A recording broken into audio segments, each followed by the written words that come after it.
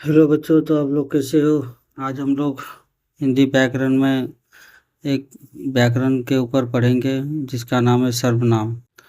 आपने कभी इसके बारे में पढ़ा होगा, तो आज चलिए आज हम इसे पढ़ते हैं। सर्वनाम किसे कहते हैं, पहले सर्वनाम की परिभाषा देखते हैं। सर्वनाम उन शब्दों को कहते हैं जो कि संज्ञा के बदले आते हैं, जैसे कि मैं, तुम, हम, वह, आप, उसका, उसकी आदि। इस प्रकार संज्ञा शब्द के बदले में जो शब्द का प्रयोग होता है उसे सर्वनाम कहते हैं। जैसे राम एक लड़का है, यहाँ पे राम जो है वो संज्ञा है, तो इसे जब सर्वनाम में हम लोग बोलेंगे तो वह एक लड़का है, तो राम संज्ञा के स्थान पर वह का प्रयोग हो गया, तो वह जो है वह एक सर्वनाम शब्द है। वह शब्द जो संज्ञा के बदले में आए उसे सर्वनाम कहते हैं, जैसे मैं, तुम, हम, वह, आप, उसका, उसकी आदि। हिंदी में जो सर्वनाम है वह सर्वनाम के भेद वह 6 प्रकार के होते हैं। पहला है पुरुषवाचक सर्वनाम, दूसरा है निश्चयवाचक सर्वनाम, तीसरा है अनिश्चयवाचक सर्वनाम, चौथा है संबंधवाचक सर्वनाम, पांचवा है प्रश्नवाचक सर्वनाम, छठा है निजवाचक सर्वनाम। यहाँ पर पुरुषवाचक सर्वनाम में दो शब्द का प्रयोग होता है, वह है मैं, तू, वह, मैंने। निजवाचक में आपका प्रयोग होता है। निश्चयवाचक में यह हुआ, मतलब एक निश्चय वस्तु या संकेत के बारे में बताता है। अनिश्चयवाचक मतलब कोई कुछ हमें पता नहीं कि क्या है। अनिश्चय मतलब संकेत के बारे में बताता है। संबंधवाचक मतलब जो सो किसी के। आखिरी है प्रश्नवाचक, इसमें हम किसी से प्रश्न करते हैं, जैसे कौन, क्या, क्यों, कहाँ। ये सब प्रश्नवाचक के अंदर जाता है। सर्वनाम का प्रयोग। मोहन 11वीं कक्षा में पढ़ता है। मोहन स्कूल जा रहा है। मोहन के पिताजी पुलिस हैं। यहाँ पे मोहन की माताजी डॉक्टर, मोहन की बहन खाना खा रहे हैं। यहाँ मोहन जो है वह एक संज्ञा है, यहाँ मोहन का बार बार प्रयोग हुआ है, और मोहन के स्थान पर जिस शब्द का हम प्रयोग करेंगे वह है सर्वनाम, उसे कहेंगे। पहला जो सर्वनाम है वह है पुरुषवाचक सर्वनाम। तो इसकी परिभाषा देखते हैं, आइए। दो सर्वनाम, बोलने वाले उत्तम पुरुष, श्रोता सुनने वाले मध्यम पुरुष, तथा किसी अन्य पुरुष के लिए प्रयुक्त होता है उसे पुरुषवाचक सर्वनाम कहते हैं, जैसे मैं, तू, वह आदि। इस वाक्य को देखिए, उसने मुझे बोला था कि तुम पढ़ रही हो। उपयुक्त वाक्य को ध्यान से देखने पर पता चलता है कि इस वाक्य में 3 तरह के पुरुषवाचक शब्द आए हैं, उसने, मुझे और तुम।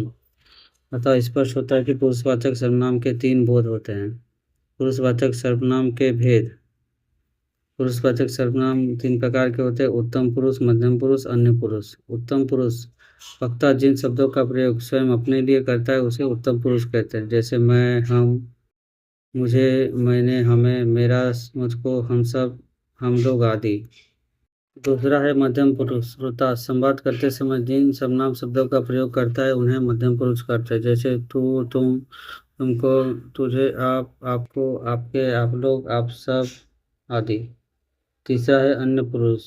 जिस सर्वनाम शब्दों का प्रयोग से वक्ता और श्रोता का संबंध ना होकर किसी अन्य का संबोधन प्रतीत हो वह शब्द अन्य पुरुष कहलाता है, जैसे वह, यह, उन, उनको, उनसे, उन्हें, उसके, इसने, ये लोग, वे लोग, आप आदि।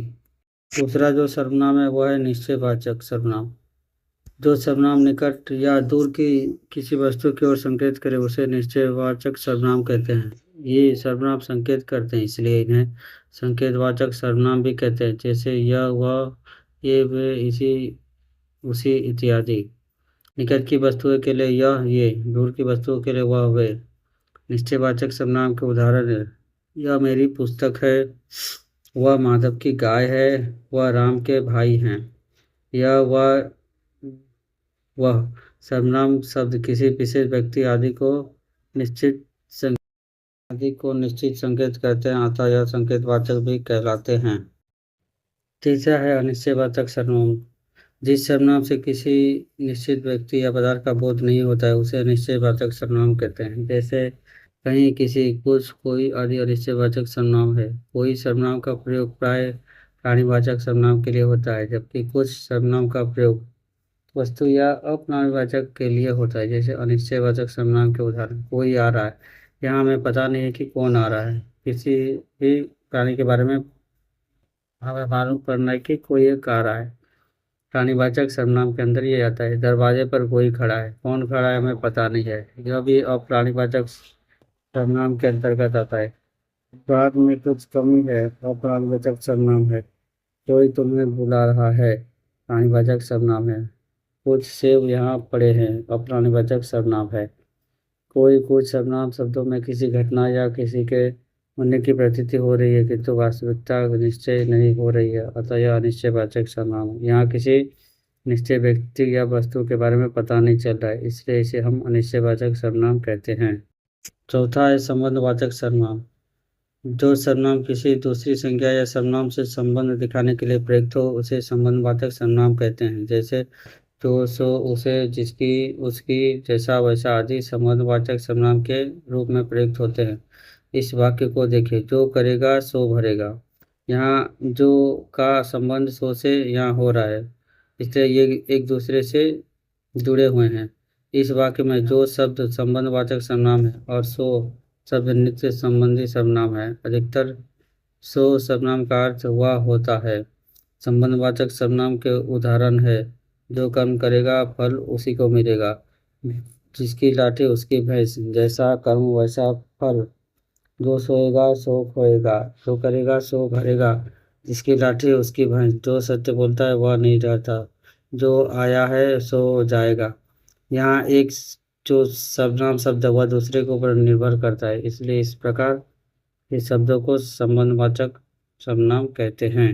पांचवा जो सर्वनाम है वह है प्रश्नवाचक सर्वनाम। इस सर्वनाम में किसी से प्रश्न पूछा जाता है और जिन शब्दों का प्रयोग किया जाता है उसे इस प्रश्नवाचक सर्वनाम कहते हैं। तो इसकी परिभाषा देखते हैं।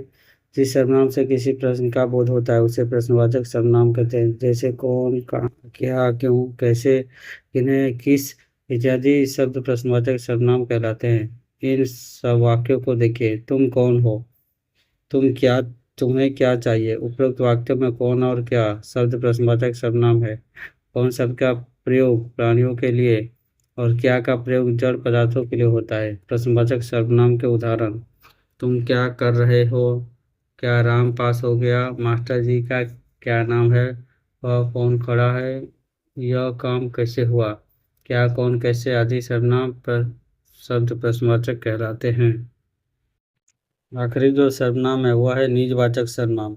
जो सर्वनाम तीनों पुरुषों उत्तम, मध्यम और अन्य में निजत्व का बोध कराता है अथवा अपनेपन का बोध कराता है उसे निजवाचक सर्वनाम कहते हैं। जैसे आप, अपने, आप, खुद, निज, स्वतः, स्वयं आदि निजवाचक सर्वनाम है। इस वाक्य को पढ़िए।